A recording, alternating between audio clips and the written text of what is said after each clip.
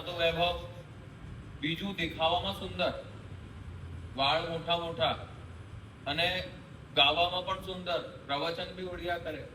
તો એટલી તેમની ખ્યાતિ વધતી ગઈ, એટલી ખ્યાતિ વધતી ગઈ કે લોકો તેમના આગળ પાછળ, હવે જય તેમના કીર્તન થાય, જય તેમના પ્રવચન થાય તો ભીડ ને ભીડ પલટે. હવે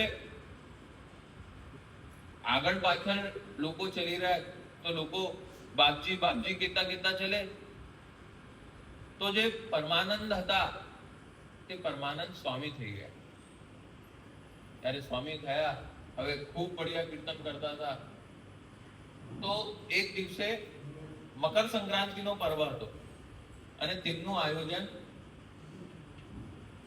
પ્રયાગરાજમાં ગંગાના કિનારે તેમનું કીર્તનનું આયોજન. હવે પ્રયાગના સામને જે છે નદી, જે ગંગાજી પાર કરો તો અડેલ ગામ આવે છે. તે સમયે મહાપ્રભુજી વિરાજતા હતા. તો મહાપ્રભુજીના એક સેવક જેમનું નામ ગૌરા ક્ષત્રિય હતું, ગૌરા ક્ષત્રિય કપૂર તે તેમનું નામ હતું. તો તેમને રાગમાં ઘણી આસક્તિ હતી, કીર્તનમાં ઘણી આસક્તિ હતી, સંગીતમાં ઘણી આસક્તિ હતી. તો તેમણે વિચાર કર્યો કે આજે પરમાનંદ સ્વામી અહીં આવી રહ્યા છે તો હું એમના કીર્તન સાંભળવાને જાઉં, એમના ભજન સાંભળવાને જાઉં. પણ તેમને એમ લાગ્યું કે ઠાકોરજીની સેવા છોડીને જઈશ તો મહાપ્રભુજી માર પર નારાજ થશે કે સેવા છોડીને બીજા કામમાં કા ચલો. તો તેમણે સેવા પૂરી કરી અને રાતનો સમય થઈ ગયો. હવે આ ભજન સંધ્યા તો રાત્રે જ થતી હતી જાગરણોમાં. તો તેમણે શું કર્યું કે હવે નદીના તટ પર આવ્યા, અડેલના તટ પર આવ્યા અને દેખ્યું તો એક બી નાવિક નહીં. હવે એટલી મોટું પાઠ છે, તમે જોયું હશે. હમણાં અયોધ્યા ગયા હતા, ત્યાંથી પ્રયાગરાજ બી ગયા હતા. તો સંગમ પર કેટલું મોટું પાઠ. તો તેમણે શું કર્યું, આસક્તિ ઘણી હતી તો નદીમાં છલાંગ લગાડી અને કૂદીને તેરતા તેરતા પ્રયાગરાજ આવી ગયા. જ્યારે પ્રયાગ આવ્યા, હવે તેમણે કીર્તન સાંભળ્યા. તો જ્યારે કીર્તન કરી રહ્યા હતા તો જે પરમાનંદ દાસજી છે તે વિરહનું એક પદ ગાયું, બ્રજ કે વિરહી લોગ વિચારે. એટલું બઢિયા તેમણે વિરહનું પદ ગાયું અને રાતભર કીર્તન ચાલ્યા, રાતભર સત્સંગ ચાલ્યા. જ્યારે ભોર ભોર થવા લાગી તે ગોરા ક્ષત્રિયને વિચાર આવ્યો કે મને તો ઠાકોરજીની સેવામાં જવું. તો પાછો અડેલ ગયા અને તેના પછી હવે સવારે સવારે પરમાનંદ સ્વામી ઊંઘ્યા. જ્યારે ઊંઘ્યા તો તેમને સ્વપ્નમાં દર્શન થયા કે તમારું જે ગોરા કપૂર કીર્તન તમારું સાંભળતો હતો તેના ગોદમાં ઠાકોરજી બેસીને સાંભળી રહ્યા. આ તેમને સ્વપ્નમાં દર્શન થયા. તો તેમને વિચાર થયો, નવનીત પ્રિયાજીના દર્શન તેમના ખોળામાં થયા. તેમને વિચાર થયો કે લાવો મને આ પ્રભુના દર્શન કરવા જોઈએ. તો અડેલમાં આવ્યા. જ્યારે અડેલમાં આવ્યા, પ્રાતઃનો સમય હતો. તો મહાપ્રભુજી સંધ્યા કરી રહ્યા હતા અને સંધ્યા કરતા મહાપ્રભુજીને જોયા તો જોતા સાથે મહાપ્રભુજીમાં શ્રી કૃષ્ણના દર્શન થયા. વસ્તુતઃ કૃષ્ણ એવ, એટલે જે કૃષ્ણ છે તે જ વલ્લભ છે. વલ્લભમાં ઠાકોરજીના દર્શન થયા, કૃષ્ણના દર્શન થયા. જ્યારે મહાપ્રભુજીએ કહ્યું, આવો પરમાનંદ આવો, કછું સુનાઓ.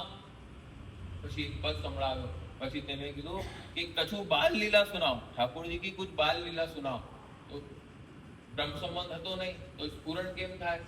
તો આચાર્ય મહાપ્રભુજીએ તેમને બ્રહ્મ સંબંધ આપ્યો છે અને બ્રહ્મ સંબંધ થયા પછી જે તેમનું કુવાનું જીરું હતું, કુવામાં પાણી ક્યારે આવે? જ્યારે જીરું ફૂટે. તો તેમના હૃદયનો જે કુવો હતો તે જીરું ફૂટ્યો અને તેને પદ બાલ લીલાનો વાગ્યો. કયો પદ?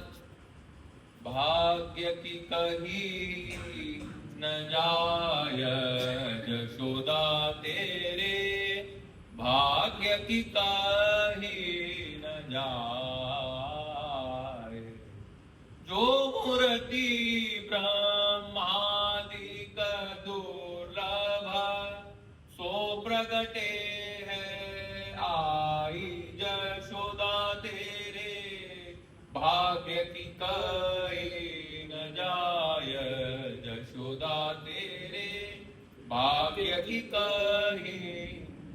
હે જશોદાજી, તમારા ભાગ્યની કહી ન જાય. કેટલો તમારો ભાગ્ય જે મૂર્તિ બ્રહ્માદિક દુર્લભ, બ્રહ્માજી જેવા દેવતા તેમને મળવાના માટે પ્રયત્ન કરે.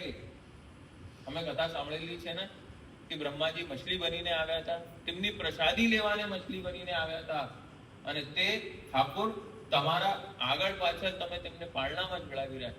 કેટલી શિવ નારદ સનકાદિક મહામુનિ મિલવે કરત ઉપાય, અલગ અલગ ઉપાય કરે કે કેમ અમે તે ઠાકોરને મળીએ. જ્યારે ઠાકોરજીનો પ્રાદુર્ભાવ બ્રજમાં થયો તેના પછી મહાદેવજી કેટલા ઉપાય કરીને આવ્યા. જ્યારે રામ અવતાર ઠાકોરજીએ લીધો ત્યારે કેટલા ઉપાય કરીને મહાદેવજી તેમના દર્શન કરવાના માટે આવ્યા, અને મોટા મોટા દેવતા તેમના માટે દર્શન કરવાના માટે તરસે, અને તે પ્રભુ તમે ખોળામાં રમાડી રહ્યા. કેટલું તમારું ભાગ્ય છે. યશોદા તે ભાગ્યથી કદી ન જાય, યશોદા તે ભાગ્યથી કદી ન જાય. સુંદર કીર્તન તમે બાલ લીલાનું કર્યું છે. પછી આચાર્ય મહાપ્રભુજી પ્રસન્ન થયા અને આચાર્ય મહાપ્રભુજી કહ્યું કે માંગો, કછું માંગો. તો હવે વૈષ્ણવ શું માંગે? તો પરમાનંદાજી એટલું સુંદર પદ ગાયેલું છે. અમે સૌ શૃંગારના દર્શનમાં ગાઈએ છીએ. શું કહ્યું? યહ માંગો ગોપી જન વલ્લભ, યહ માંગો ગોપી જન વલ્લભ, માનુષ જન્મ और हरि सेवा, ब्रजवसवो दीजे मोहे सुलभ, यमागो गोपी जन वल्लभ, यमागो गोपी जन, यमागो गोपी जन वल्लभ. ઠાકોરજીથી માંગવું હોય તો શું કહ્યું છે પરમાનંદાજીએ? યહ માંગો ગોપીજન વલ્લભ. હું માંગુ છું કોનાથી? ગોપીજન વલ્લભ. ગોપીજન વલ્લભ એટલે કોણ? ગોપીજન વલ્લભ એટલે શ્રી શ્રીનાથજી. ત્રણોથી એક સાથે માંગેલું છે. ગોપીજન વલ્લભ, ગોપીજન વલ્લભ એટલે ઠાકોરજી. ગોપીજન એટલે કોણ? ગોપીજન એટલે વૈષ્ણવ. અને વલ્લભ એટલે કોણ? વલ્લભ એટલે અમારા ગુરુ, અમારા મહાપ્રભુજી. તો ગોપીજન વલ્લભ, ગોપીજન વલ્લભ એટલે શ્રીનાથજી, હરિ વલ્લભ એટલે ગુરુ, અને ગોપીજન એટલે વૈષ્ણવ. હરિ, ગુરુ અને વૈષ્ણવ ત્રણોથી એક સાથે પરમાનંદાસજી માંગ્યું હતું. શું? માનુષ્ય જન્મ ઓર હરિ સેવા. નાથ જેવી રીતે અમે વ્રતરાજ ગુરુજીની ચતુશ્લોકીમાં સાંભળેલું છે કે હે નાથ કે મમોત્તમ શ્લોક જનેશ સખ્યમ, મને તમે, હું માનુષ્ય જન્મ લેવાને પણ તૈયાર છું, લેકિન જ્યારે મને તે મનુષ્ય જન્મ વૈષ્ણવનો સંગ મળે, વૈષ્ણવનો સંગ મળે, મને સંતોનો સંગ મળે, મને આચાર્યનો સંગ મળે, તો હું મનુષ્ય જન્મ લેવાને પણ તૈયાર છું. અને મનુષ્ય જન્મ નહીં, કોઈ પણ જન્મ મળે, કોઈ પણ યોનિ મળે, લેકિન તેમાં મને સંગ કોનો રહે? અમારા થઈ વૈષ્ણવનો સંગનું ઘણું મહત્વ બતાડેલું છે કે એક ક્ષણ ભી યદિ અમને વૈષ્ણવનો સંગ થઈ જાય તો અમારું જીવન બદલાઈ જાય. વૈષ્ણવનો સંગ કરો, વૈષ્ણવનો સંગ કરો, કારણ કે તે તમને ઠાકોરજીના પાસે લઈને જશે, અને જે ઠાકોરજીના પાસે લઈને જશે તેનો અમે સંગ કરવો જોઈએ. એટલા માટે યહ માંગો ગોપી જન વલ્લભ, માનુષ જન્મ ઓર હરિ સેવા, વ્રજ વસવો દીજે મોહે સુલભ. મને કઈ વસવાનું આપો? કઈ રહું હું? વ્રજમાં. તો અમે અમને કઈ બેસેલા છે? જહાં ब्रजराज तहां ब्रज विराज, जहां ब्रजराज विराज तहां ब्रज. એટલે જય ઠાકોરજી વિરાજે તે જ સ્થાન વ્રજ છે. તેના અલાવા અમે આમ બંદરના ભારે ગયા કે વ્રજ સમાપ્ત. જય ઠાકોરજી વિરાજે છે તે જ વ્રજ છે. यदि અમે ઘરે ઠાકોરજીની સેવા કરી રહ્યા અને પ્રેમથી ઠાકોરજીની સેવા કરી રહ્યા તો અમારું ઘર પણ વ્રજ છે. તો મને ઠાકોરજીની સેવા મળે, મને વૈષ્ણવની સેવા મળે, મને ગુરુની સેવા મળે, આ પરમાનંદાસજી માંગેલું છે. મહાપ્રભુજીને એટલો આનંદ થયો, કેટલું બઢિયા ઠાકોરજીથી માંગી રહ્યા છે, વૈષ્ણવથી માંગી રહ્યા છે, વલ્લભથી માંગી રહ્યા છે. તેના પછી મહાપ્રભુજીના સંગમાં પહેલે તો પરમાનંદ સ્વામી હતા,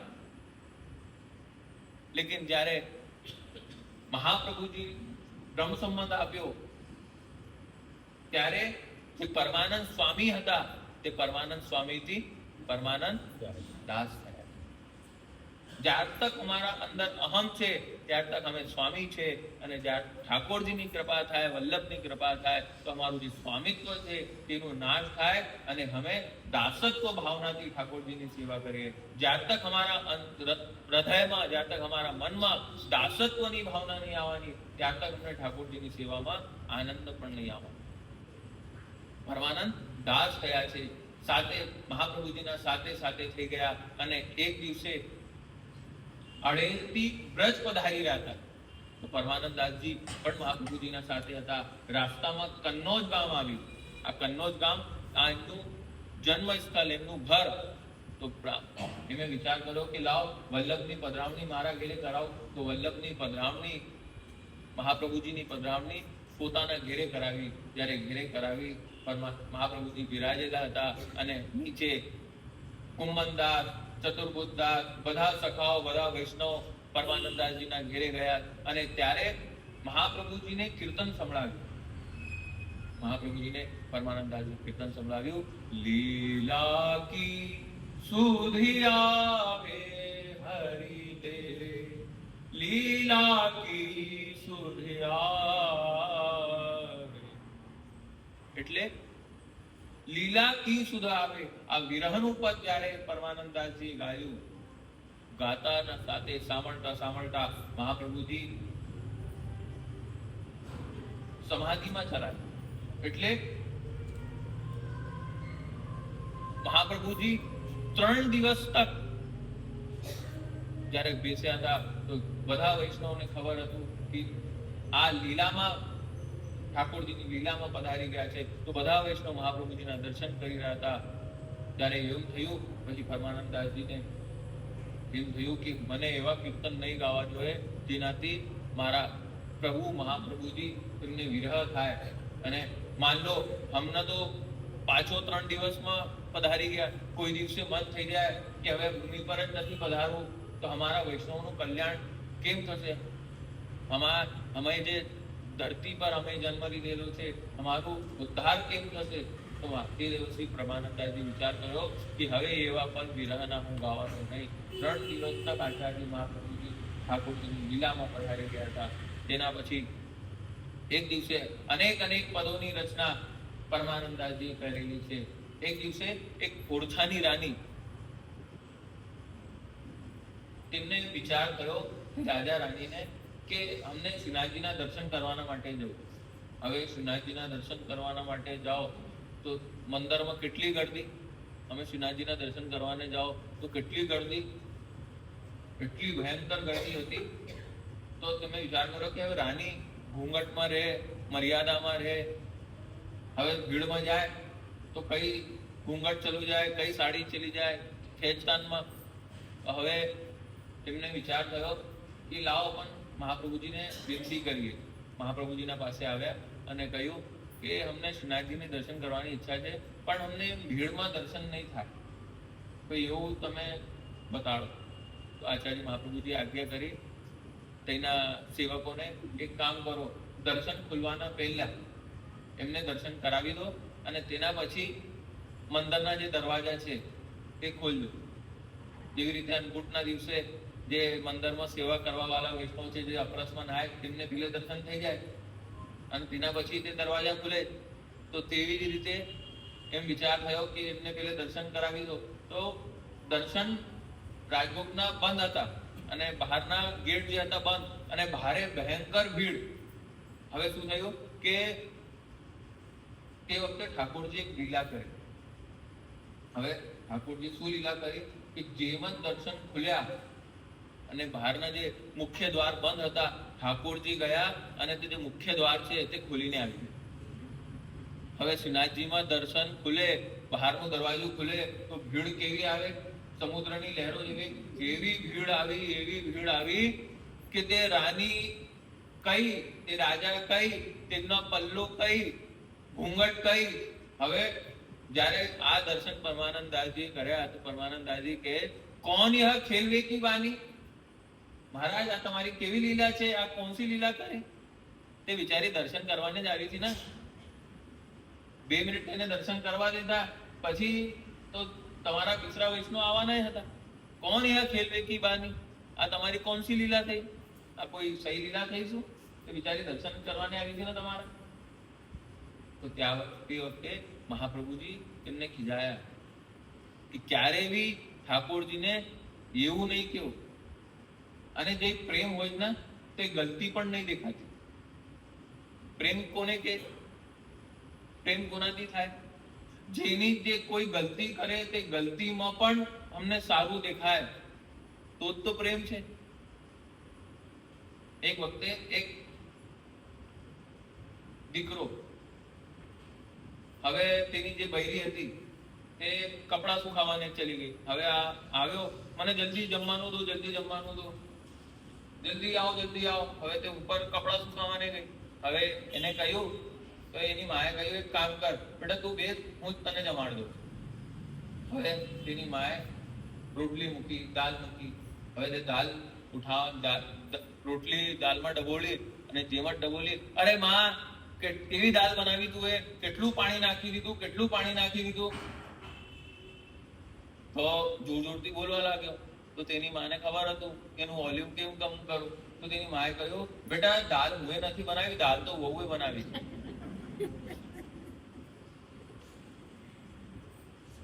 હવે શું કે સાંભળી લેતી તો મોગરી લઈને આવતી થઈ.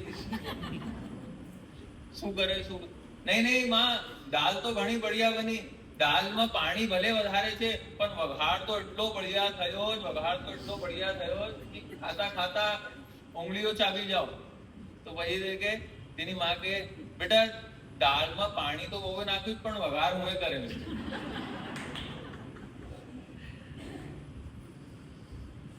તો જે પ્રેમ છે તે ગલતી નહીં દીધી. હવે વિચાર થયો કે કોણ યહ ખેલવે કી વાણી? મહારાજે તમારે તો મહાપ્રભુજી કીધું, કોણ યહ ખેલવે કી વાણી નહીં, ભલી યહ ખેલવે કી વાણી. નાથ, તમારી કેટલી બઢિયા લીલા, ભલી યહ ખેલવે કી વાણી. આ કીર્તન પરમાનંદાસજી કર્યું છે. અલગ અલગ કીર્તન પરમાનંદાસજી કરેલા છે. લગ્નના કીર્તન પણ પરમાનંદાસજીએ કરેલા છે. ઠાકોરજીના લગ્નોના કીર્તન, ઠાકોરજીના બાલ લીલાના કીર્તન, ઠાકોરજીના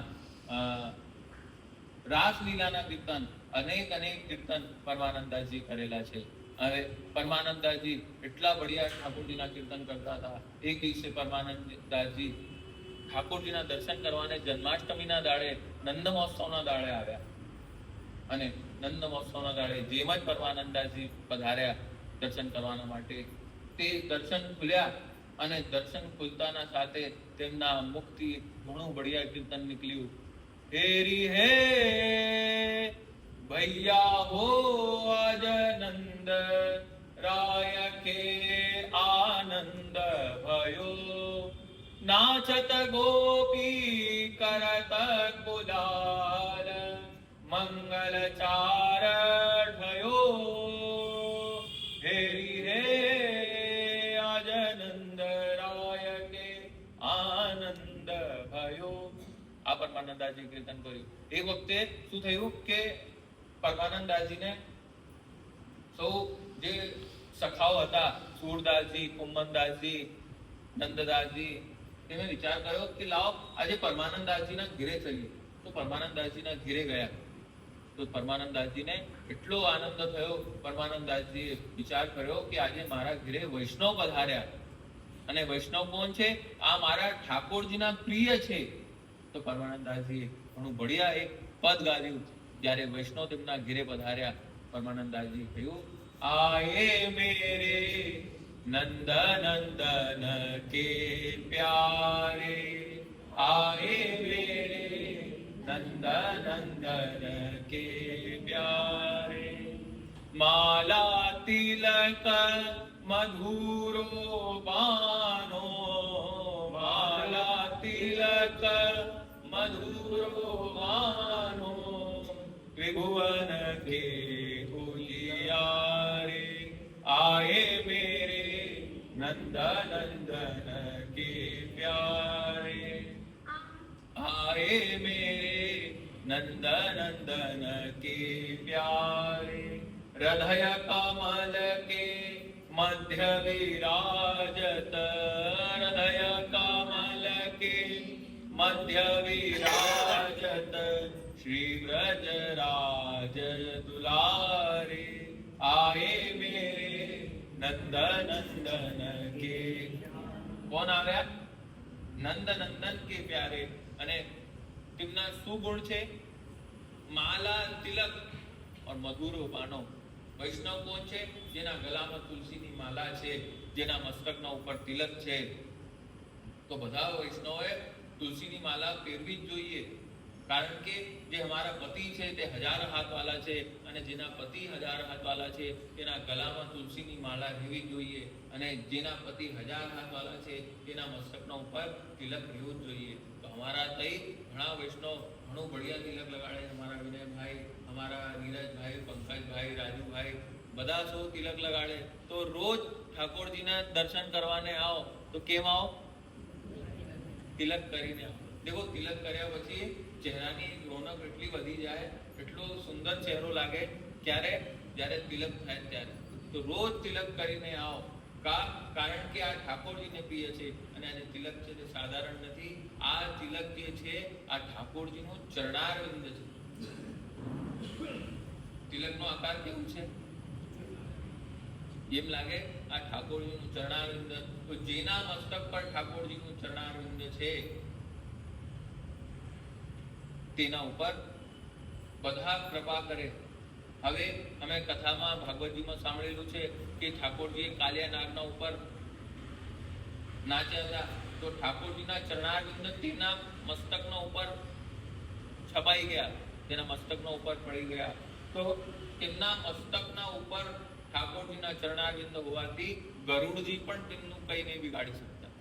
એ તો સર્પ અને ગરુડની ઘણો વેર, लेकिन ઠાકોરજીના ચરણારવિંદ હોવાના કારણે ગરુડજી પણ તેમને કંઈ નહીં કરી શકતા. તો અમારા મસ્તકના ઉપર જે તિલક હોય તો અમને કાળ અમારું શું બિગાડી શકે? તો બધાઓના મસ્તક પર તિલક રહેવું જ જોઈએ, ગળામાં તુલસીની માલા રહેવી જ જોઈએ. આ વૈષ્ણવતાનું પ્રમાણ છે. એના પછી જ્યારે નંદ મહોત્સવના દિવસે પરમાનંદાજી દર્શન કરવાને આવ્યા. ઘેરી હે ભૈયા હો આજ નંદરાય કે. અને પરમાનંદ ભળ્યો ગોકુલ में આનંદ હૃદય કલોલ. જે મજા કીર્તન ગાયું, કીર્તન ગાયા પછી મૂર્છિત થયા અને મૂર્છિત થઈને પડ્યા.